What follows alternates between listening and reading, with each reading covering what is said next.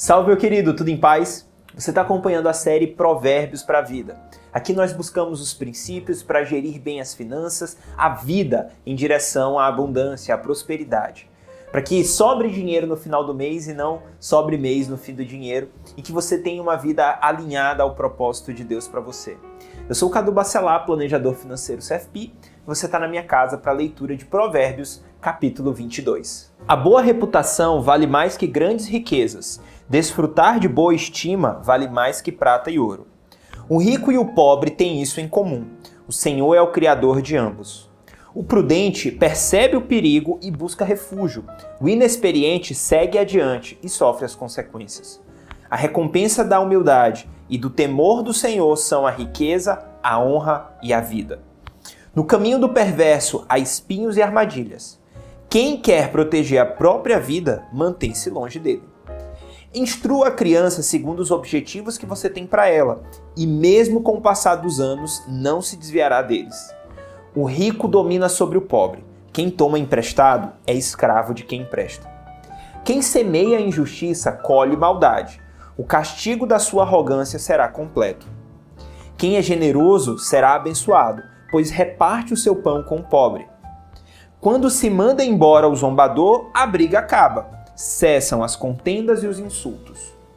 Quem ama a sinceridade de coração e se expressa com elegância será amigo do rei. Os olhos do Senhor protegem o conhecimento, mas ele frustra as palavras dos infiéis. O preguiçoso diz: há um leão lá fora, serei morto na rua. A conversa da mulher imoral é uma cova profunda, nela cairá quem estiver sob a ira do Senhor. A insensatez está ligada ao coração da criança, mas a vara da disciplina a livrará dela. Tanto quem oprime o pobre para enriquecer-se, como quem faz cortesia ao rico, com certeza passarão necessidade. Ditados dos sábios. Preste atenção e ouça os ditados dos sábios, e aplique o coração ao meu ensino. Será uma satisfação guardá-los no íntimo e tê-los todos na ponta da língua. Para que você confie no Senhor, a você hoje ensinarei. Já não lhe escrevi conselhos e instruções, ensinando-lhes palavras dignas de confiança, para que você responda com a verdade a quem o enviou? Não explore os pobres por serem pobres, nem oprima os necessitados no tribunal, pois o Senhor será o advogado deles e despojará da vida os que os despojarem. Não se associe com quem vive de mau humor, nem ande em companhia de quem facilmente se ira. Do contrário, você acabará imitando essa conduta e cairá em armadilha mortal. Não seja como aquele que, com um aperto de mão, empenham-se com outros e se tornam fiadores de dívidas. Se você não tem como pagá-las, por que correr o risco de perder até a cama em que dorme? Não mude de lugar os antigos marcos que limitam as propriedades e que foram colocados por seus antepassados. Você já observou um homem habilidoso em seu trabalho? Será promovido ao serviço real, não trabalhar para gente obscura. O texto já começa no versículo 1, falando sobre um ativo que muita gente acaba não comentando tanto, que é a estima dos outros sobre nós. Ele diz que a boa reputação vale mais que grandes riquezas. De fato, esses contatos, eles nos abrem oportunidades. E a construção desse bom nome, digamos assim, diz respeito à lei universal da integridade. Se você trabalha essa lei, se você exerce essa lei, você de fato começa a construir o ativo da boa reputação e da estima. Isso, como consequência final de vida, tem muito a ver com o legado que nós deixamos nas pessoas. Mais do que a herança que a gente deixa para as pessoas, o legado que a gente deixa dentro delas. Seguindo para o versículo 2, nós temos um ensinamento que tem sido recorrente nos últimos capítulos. Ele diz que o rico e o pobre têm algo em comum. São criaturas, são criados pelo próprio Deus. E daqui eu tiro algo importante. O nosso valor não está naquilo que temos, não está nas nossas riquezas. O nosso valor está na nossa identidade. Identidade essa que é sermos imagem e semelhança do próprio Deus. Temos em nós um sopro de vida de Deus, a fagulha do próprio Deus, o DNA do próprio Deus. E nisso temos valor. Por isso, faz muito sentido quando a Bíblia nos diz que nós devemos repartir as nossas riquezas com aqueles que são necessitados. Porque riquezas diz respeito àquilo que eu tenho e não àquilo que eu sou. Eu preciso enxergar no outro o valor que eu vejo em mim. Eu preciso ter empatia com o outro.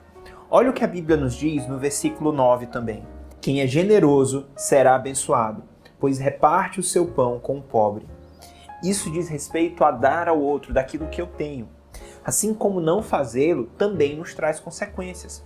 Porque não é simplesmente não dar dinheiro ou não fazer uma ação social, mas é não estar atento àquele que é meu irmão, imagem e semelhança do próprio Deus, como eu também sou.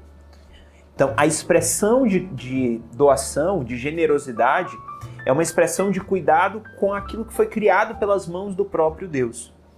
Olha o versículo 16, ele nos diz o seguinte: tanto quem oprime o pobre para enriquecer, então aqui é ir num estágio pior ainda, não só eu não sou generoso, mas eu estou oprimindo, né? Eu estou indo para o outro extremo.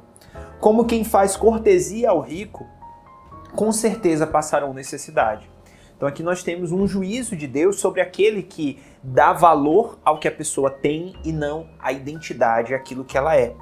Se nós seguirmos um pouquinho mais no texto e formos ali nos versículos 22 e 23, a gente tem o seguinte: não explore os pobres por serem pobres, nem oprima os necessitados no tribunal, pois o Senhor será o advogado deles e despojará da vida os que os despojarem.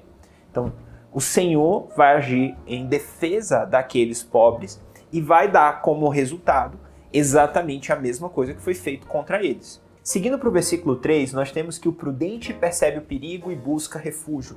O inexperiente segue adiante e sofre as consequências. Tem vários aprendizados legais desse textinho. O primeiro deles é que tanto o prudente quanto o inexperiente passam por problemas. Não interessa se você é sábio ou ímpio, se você é rico ou pobre, você vai passar por problemas. E o texto ele me dá a entender, nesse caso aqui, que o prudente e o inexperiente estão passando pelo mesmo problema, né? Ou problemas muito próximos. Isso é 10% do resultado.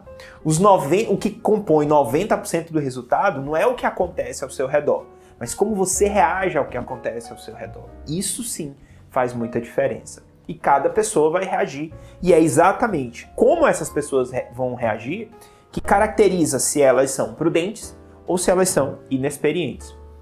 A ilustração que veio na minha mente foi de você seguindo estrada e percebe um barulho no carro. O cara tá fazendo um barulho estranho o carro.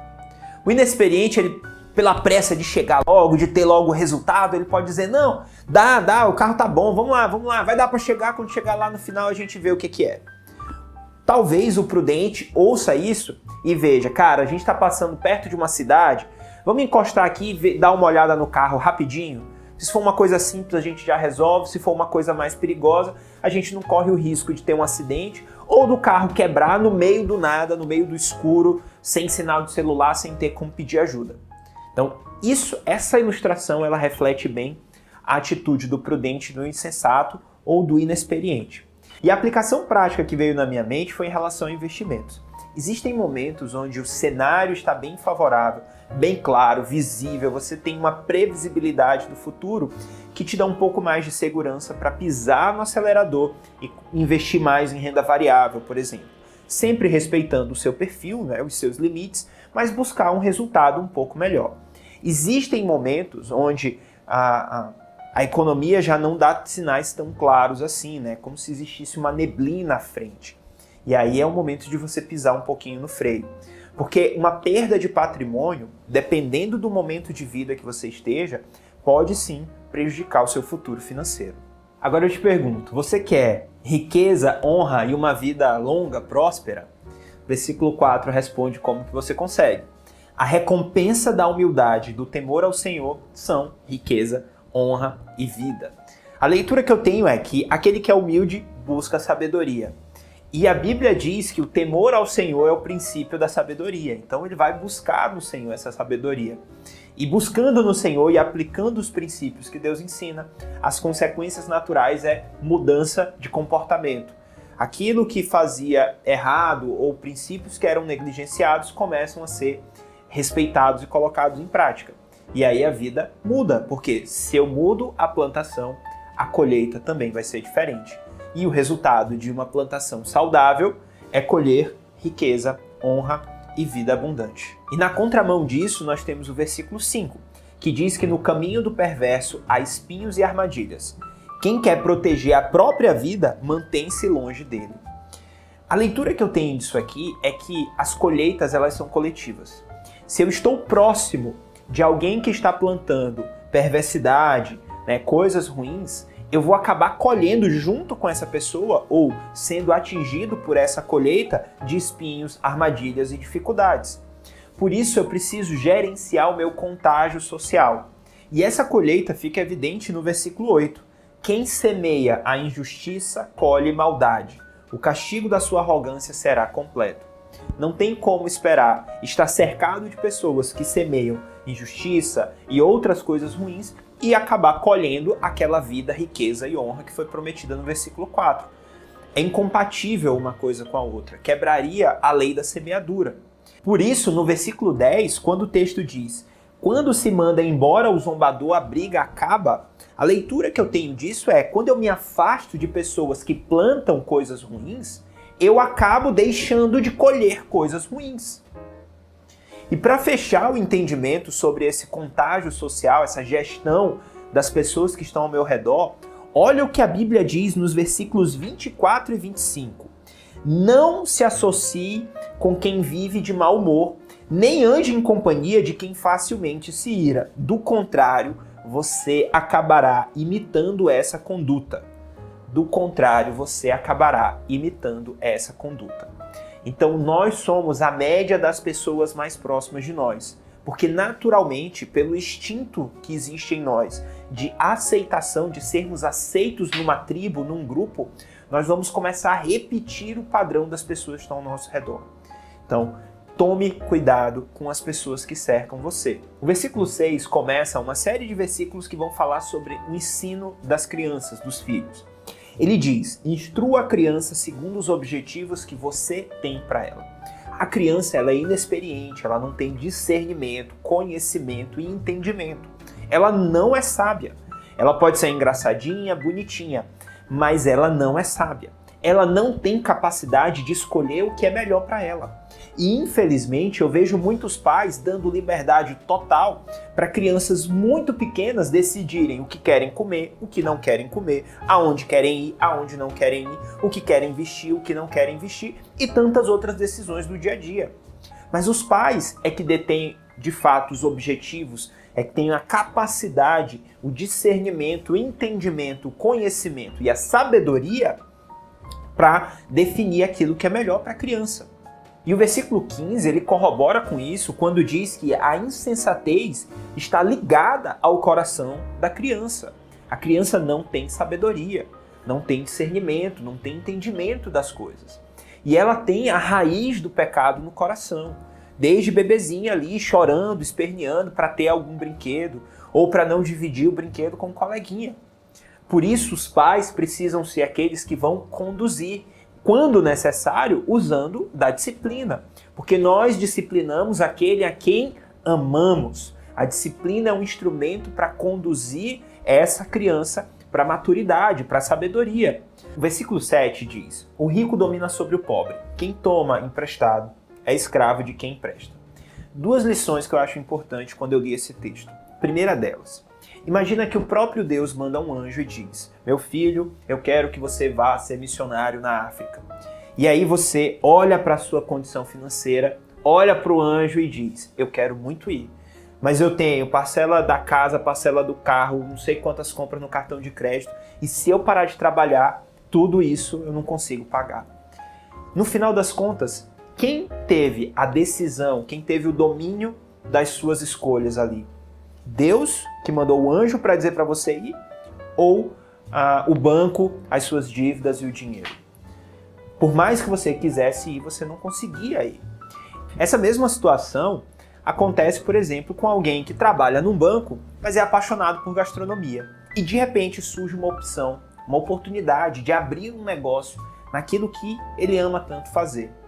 Mas a renda está tão comprometida, existem tantos financiamentos, que ele não pode abrir mão do trabalho que ele não gosta no banco e ir para um trabalho que pagaria um pouco menos na área que ele tem paixão. Então, quem está governando essas decisões?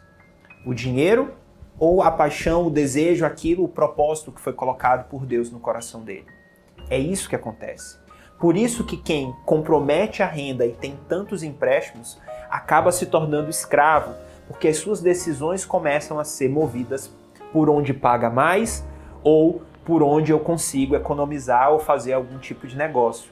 E aí começa a abrir margem, inclusive, para a quebra de outros princípios relacionados à honestidade, achando que ganhar dinheiro a qualquer custo vale a pena. Então, o primeiro aprendizado é: não deixe que a sua vida seja governada pelas suas dívidas, mesmo que não esteja atrasada, tá?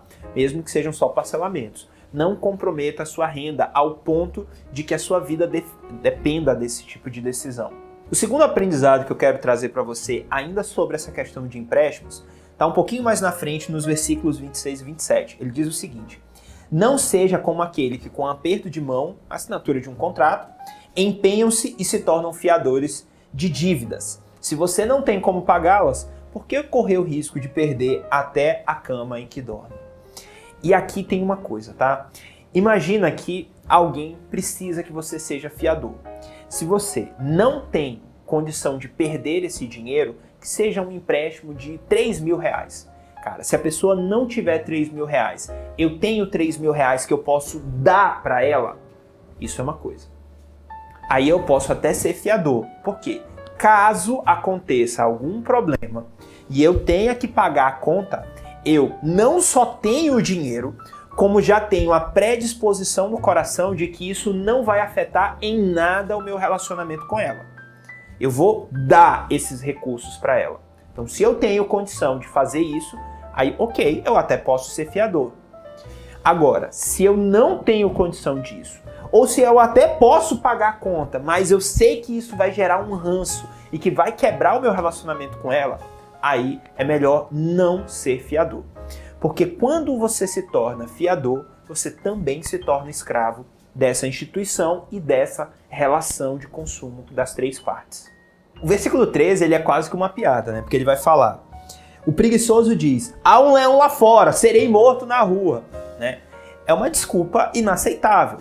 Mas, apesar de ter essa brincadeira aqui que foi feita nesse versículo, tem um aprendizado importante, uma coisa que eu quero chamar a sua atenção. Normalmente, esse preguiçoso está associado também com um comportamento ansioso. Nós vimos em dias passados, em capítulos anteriores, versículos que dizem, por exemplo, o preguiçoso deseja, deseja, deseja e nada conquista. Esse deseja, deseja, deseja, ele gera um estado de ansiedade, que precisa ser combatido com a diligência, porque o diligente é aquele que vive o presente e que age com excelência. Tanto que se nós formos no versículo 29, a gente vai ver que o comportamento diligente, né? Você já observou um homem habilidoso no seu trabalho? Consequência disso, será promovido ao serviço real.